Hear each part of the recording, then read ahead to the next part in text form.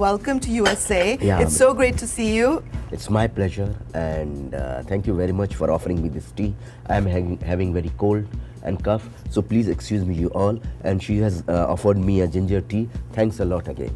Oh, it's our pleasure, and thank you for being such professionalism personified. He's here on vacation with your family, just coming from Universal Studios, and yet you made the time to come and talk to us and your viewers. No, because I was more excited to talk to the people here in LA. So this is the medium by which I can talk to my people who watches my film. So for me, the excitement is bigger than my sickness. So let me take you back the moment when your film, your dream, came true, and it was on the big screen. How did you feel? First time I saw my film on big screen, not in cinema hall. I saw first time my film in a preview theater when we edited first time, and I saw the film. I was not believing I have become the director. I'll tell you the very simple incident. First day I was shooting with Rakhi. I was just 21-year-old boy who does not know.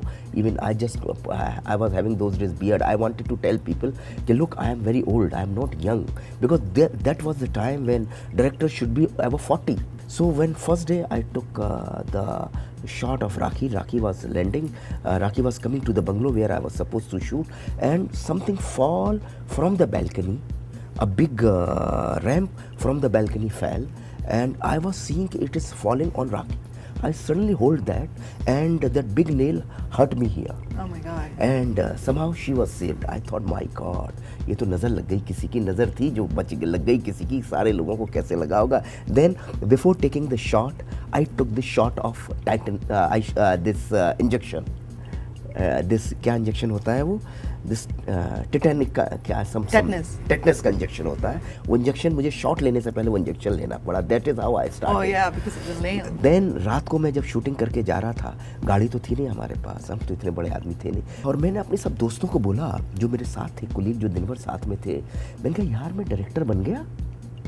Sweet. यार मैंने ये जो मैंने किया direction ही था ना. How sweet. यार ये तो विजय आनंद, मनोज कुमार, ये सब डायरेक्टर होते, मैं कैसे डायरेक्टर बन गया.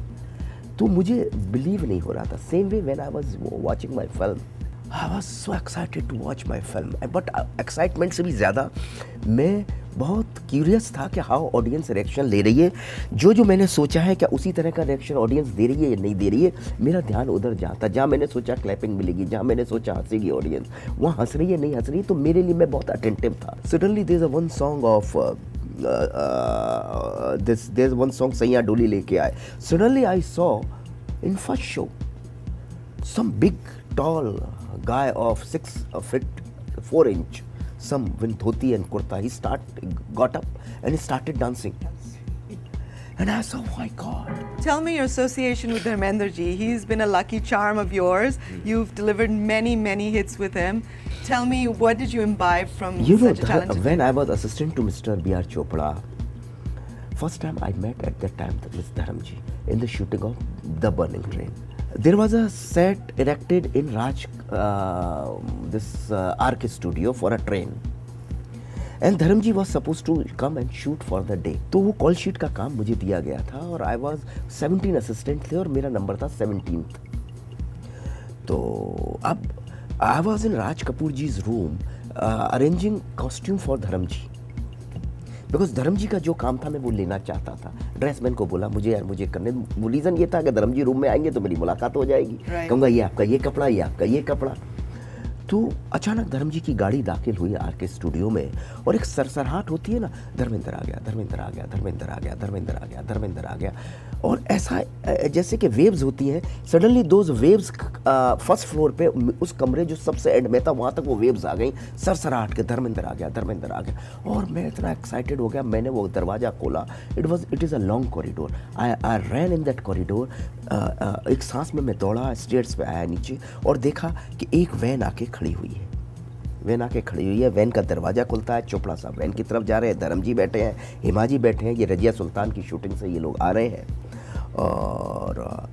और सारे कम से कम 300-400 क्राउड, ये वो चारों तरफ ऐसा घेरा लगा के बैठे, टोटल साइलेंस. सडनली धर्मजी बोलते हैं, मैं अभी रजिया सुल्तान दिस साइड से आया हूँ, थोड़ा थका हूँ, चोपड़ा जी कल से शुरू करें. चोपड़ा जी बोला कोई नहीं, मेरे पास काम है. उसके बाद धर्म जी तो रिलैक्स हो गए। अब उसके बाद धर्म जी के जोक्स चालू हुए। 1 घंटे तक जोक्स चलते रहे। रवि चोपड़ा जी थे, ये थे, जोक्स चलते रहे। 1 घंटे के बाद धर्म जी ने बोला अच्छा मैं निकल रहा हूँ। और निकलने लगे। मैंने कहा हमारी तो मीटिंग ही नहीं हुई धर्म जी से, अभी क्या करें। कॉल शीट तो मैंने लिख के रखी थी, सुन लिया था मैंने, फट कल की कॉल शीट बना दी थी मैंने। तो धर्म जी की गाड़ी जाने लगी, मैं पीछे से भागा। मैंने कहा sir.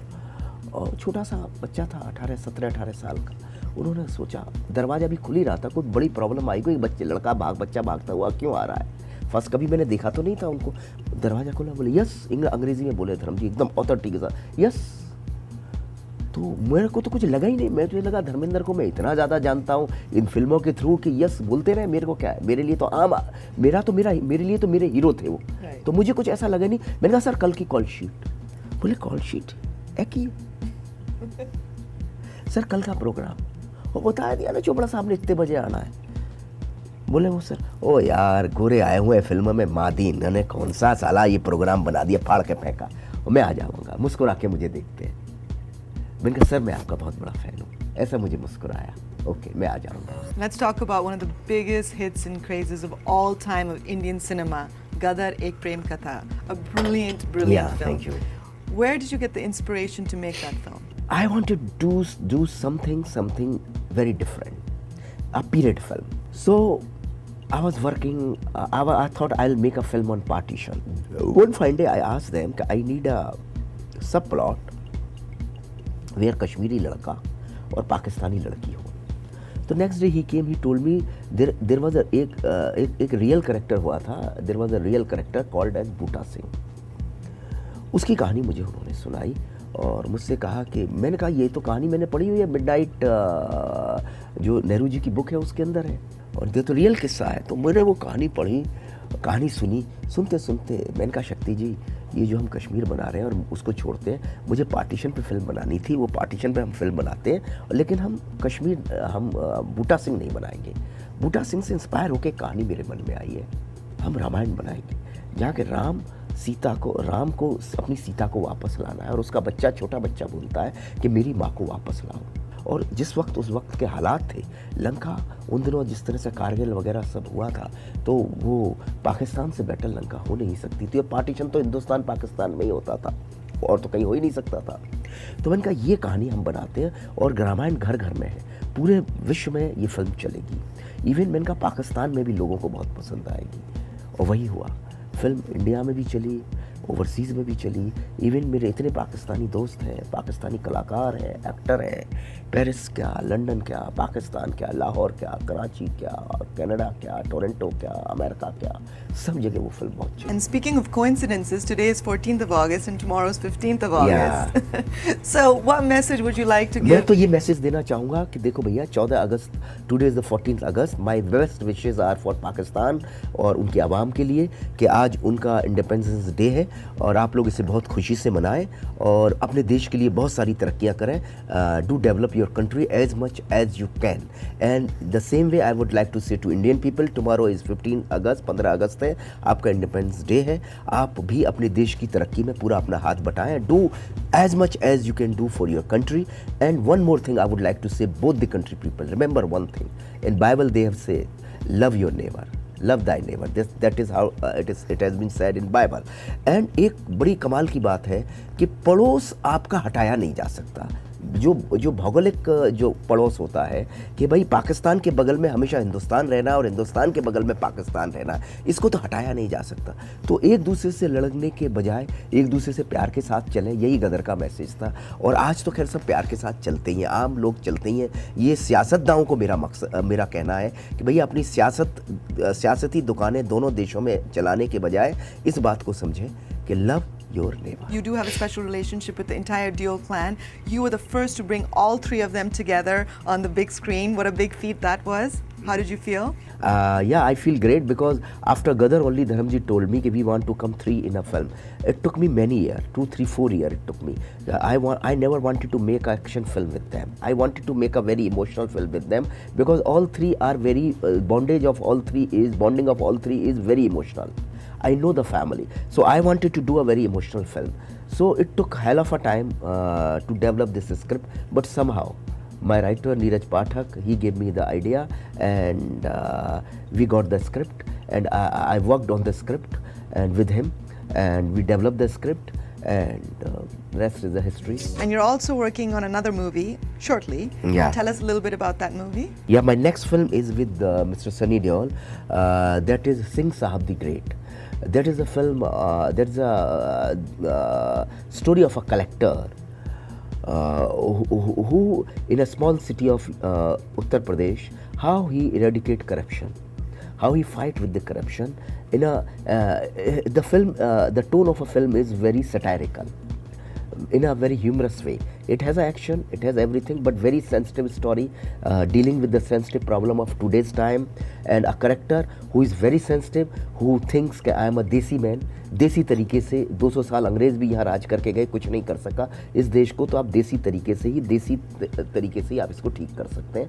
That is how he अपना एक तरीका देता है देश को करप्शन को मिटाने का. Times have changed. That's one thing that's always constant with the advent of Facebook, Twitter. How have you seen cinema evolve over these years? Cinema is evolving every day.